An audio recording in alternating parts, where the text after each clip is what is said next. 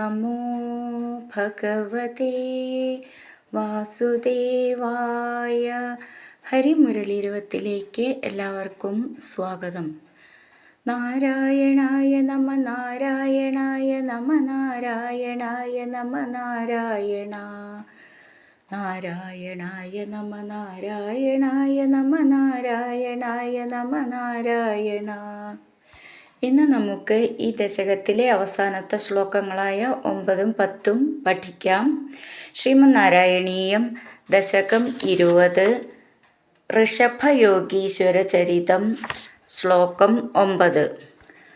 പരാത്മഭൂതോപി പരോപദേശം കുറുവൻ ഭവാൻ സർവനിരസ്യമാന വികാരഹീനോ വിചചാര കൃത്സ്നാം മഹീം അഹീനാത്മരസാഭിലീന. ഈ ശ്ലോകം എങ്ങനെ ചൊല്ലുകയെന്ന് നോക്കാം. പരാത്മഭൂത അപി, അത് ചേർത്തിട്ട് പരാത്മഭൂതോപി. പരാത്മ, ആത്മ ത് മ എന്നാണ് മ. ഭൂ എന്നുള്ള അക്ഷരം നന്നായിട്ട് ഉറപ്പിച്ച് പറയണം. പരാത്മഭൂതോന്ന് നീട്ടിയിട്ട് പി എന്ന് പറഞ്ഞാൽ മതി. പരോപദേശം, പരോപദേശം കുറുവൻ ഭവാൻ, ഭ എന്നുള്ള അക്ഷരം നന്നായിട്ട് ഊന്നി പറയണം. സർവനിരസ്യമാന, അവിടെ വിസർഗമുണ്ട്, അപ്പോൾ വിസർഗത്തോടു കൂടെ നിർത്തണം.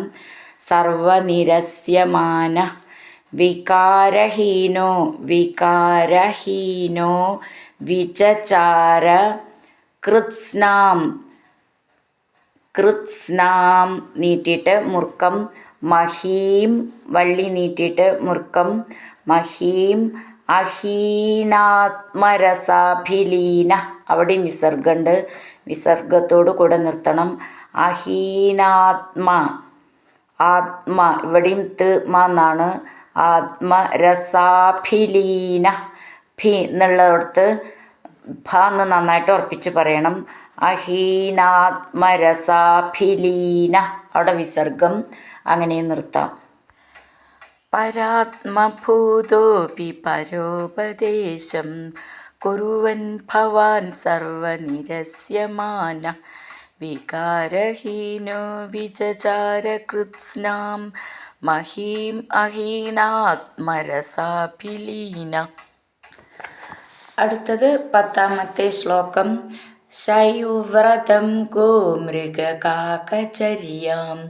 ചിരം ചരന്നാപ്യ പരം സ്വരൂപം ദവാഹൃദാംഗ കുടകാചലേ ത്വം താപാന്മമാപാകുരുവാദനാഥ. ഈ ശ്ലോകം എങ്ങനെ ചൊല്ലുകയെന്ന് നോക്കാം.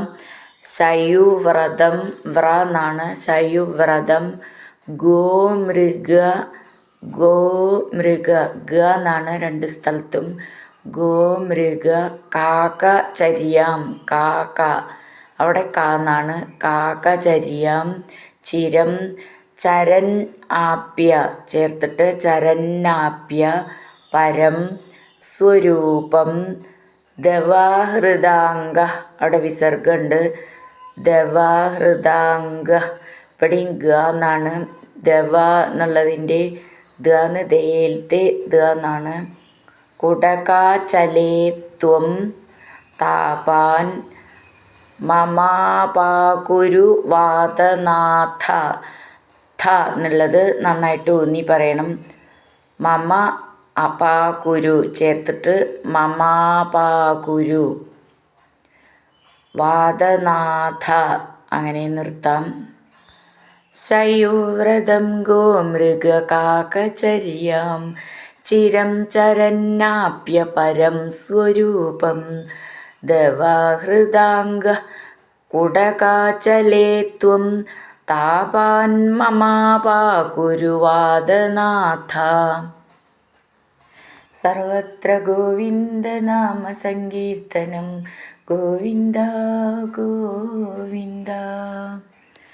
ഹരിനാരായണ ഗോവിന്ദ, ജയ നാരായണ ഗോവിന്ദ. ഹരിനാരായണ ജയ നാരായണ ഗോവിന്ദ ഗോവിന്ദ ഗോവിന്ദ.